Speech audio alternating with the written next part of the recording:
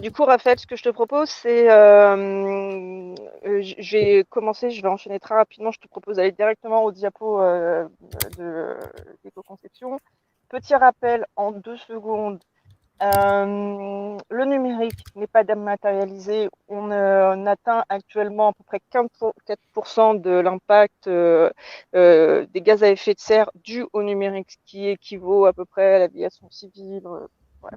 Et ça a une croissance exponentielle, contrairement à d'autres domaines. Et donc, il faut qu'on agisse vite. Et il y a différentes façons d'agir. Il y a réduire notre consommation de matières premières. Il y a faire en sorte euh, d'éteindre les éléments quand on ne s'en sert pas. Mais nous, en tant que créateurs de logiciels, ben, on peut essayer de faire des choses, des logiciels, des services qui sont éco-conçus.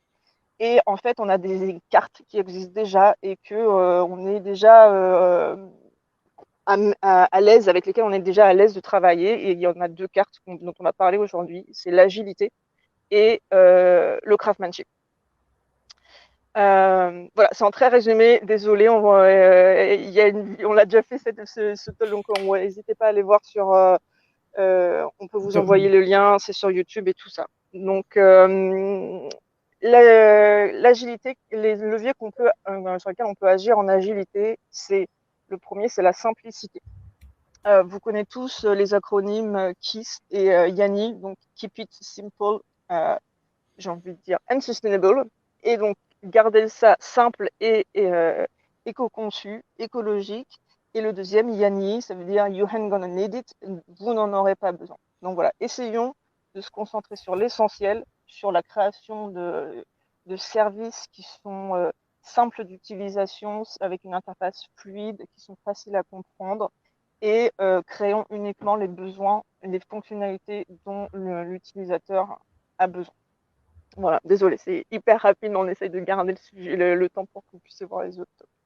Deuxième sujet, on évite de créer ce qu'on appelle des déchets. Donc, si jamais, donc là, on prend des notions de ligne de l'industrie, et si jamais on se rend compte finalement qu'on est sur un logiciel qui a des déchets, parce qu'on peut monitorer l'utilisation de fonctionnalités, la première chose qu'il faut faire, c'est aller voir les utilisateurs et leur demander est-ce que vous en avez vraiment besoin.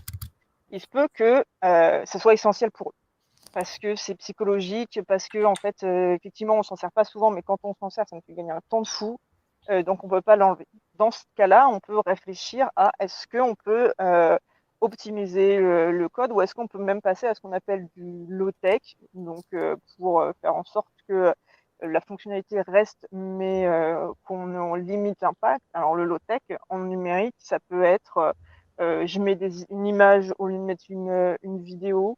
Je mets surtout pas de GIF. Ça peut être, je vais passer par des échanges avec un protocole SMS plutôt que en 5G. Voilà, donc on garde le fonctionnement, on n'enlève pas on n'en supprime pas le besoin. Si jamais les utilisateurs nous disent on n'en a pas besoin, et ben on supprime. Voilà, il y a différentes façons de faire, mais on peut y arriver. Comment on introduit l'éco-conception dans un projet? La première chose qu'il faut faire, c'est sensibiliser. Il y a des MOOC de l'INR, il y a plein de documentation qui existent. C'est de plus en plus facile de sensibiliser. Et nous, on peut aussi vous aider à la sensibilisation, évidemment, avec Raphaël et Zeneca en général. Ensuite, il faut essayer de voir qu'est-ce qui impacte l'environnement. On regarde les bonnes pratiques qui existent, ou on crée soi-même son lot de bonnes pratiques à implémenter. Clean Code, ça en fait partie. Il y a des choses dans le Clean Code qui ont directement un impact sur l'écologie, par exemple. Et on pense le produit de sa conception jusqu'à sa fin de vie, et surtout jusqu'à la fin de vie. Comment est-ce qu'on va décommissionner? Comment on va éteindre la VM à la fin? Et on pense vraiment à éteindre la VM ou le serveur à la fin. Voilà. Et après, on a différentes façons d'évaluer les choses. Il y a différents outils qui existent sur le marché. Éventuellement, on pourra vous donner des liens par la suite. N'hésitez pas à revenir vers nous. Voilà. Et donc, ce que je viens de vous dire, parce que vous avez vu, bah, on sensibilise, on commence à faire les plans, on développe, on vous mesure, on voit ce qui a été fait grâce aux outils, et donc du coup, on essaye de refaire mieux. Ça, du coup, bah, la route des Nîmes, hein, des mines, complètement en lien avec l'agilité. Voilà, on reste vraiment dans les mêmes types de pratiques. Et après, en très, très rapide, on se concentre sur la business value. Alors on luttait déjà en agilité avec ça, mais on continue. C'est vraiment très, très important. On travaille sur des UX avec des UX des ergonomes pour accélérer, simplifier l'ergonomie, le parcours utilisateur. Hem, on pense architecture, on pense data, on n'utilise que ce dont on a réellement besoin. On produit que ce dont on a réellement besoin et on supprime le reste. Heu, voilà. Et dernière chose très importante, on teste sur des vrais devices, et notamment on teste sur des vrais devices dans des contextes, des vieux appareils, dans des contextes très en 2G ou etc. Comme ça, on peut vraiment voir si notre application, notre service fonctionne bien. Voilà.